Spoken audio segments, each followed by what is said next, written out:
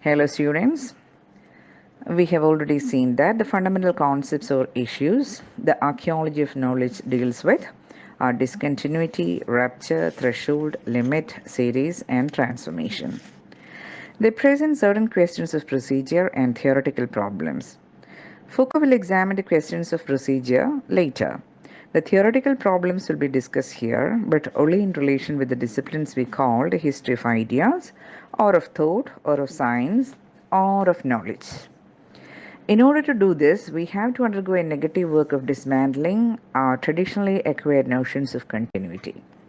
For example, the concept of tradition with its attendant themes of sameness, permanence, and origin, which is often linked with the idea of innovative genius. Sameness means our tendency to give a special temporal status to a group of phenomena that are both successive and identical, or at least similar. The search for similarities reduces the differences proper to give rise to an idea of continuity and permanence, and it enables us to place and assess an original or innovative genius against tradition. Another related idea is that of influence, that is, the linking of ideas over time. Others are development or evolution and spirit. The idea of development and evolution make it possible to group or link a succession of dispersed events. It helps us unite the past, present, and the future. And regarding the spirit, it helps to associate a period with a collective consciousness as in spirit of the times. But it's high time we question such ready-made synthesis we voluntarily accept without questioning.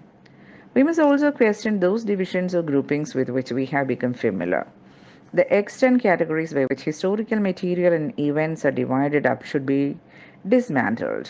For example, categories like literary genres, as well as broader divisions like those between science, religion, history, fiction, politics, philosophy, and literature.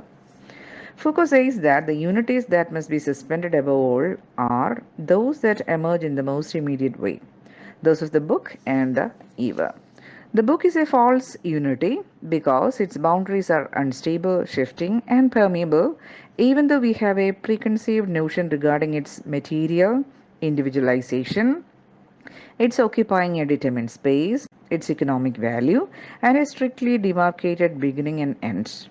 But when we begin to closely observe the material unity of a book, we feel that an anthology, a volume of history, a transcript of a trial, or even a novel has individual characteristics much beyond apparent similarities. No two books by two authors, or even by the same author, are different.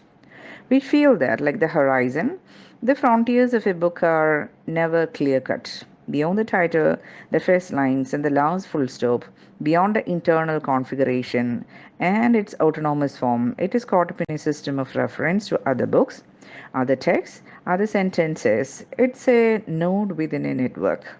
But this network of references is not the same in the case of a mathematical treatise, a textual commentary, a historical account, and an episode in a novel cycle. The unity of a book, even in the sense of a group of relations, cannot be regarded as identical in each case. The book is not simply the object that one holds in one's hands. Its unity is variable and relative. It constructs itself only on the basis of a complex field of discourse.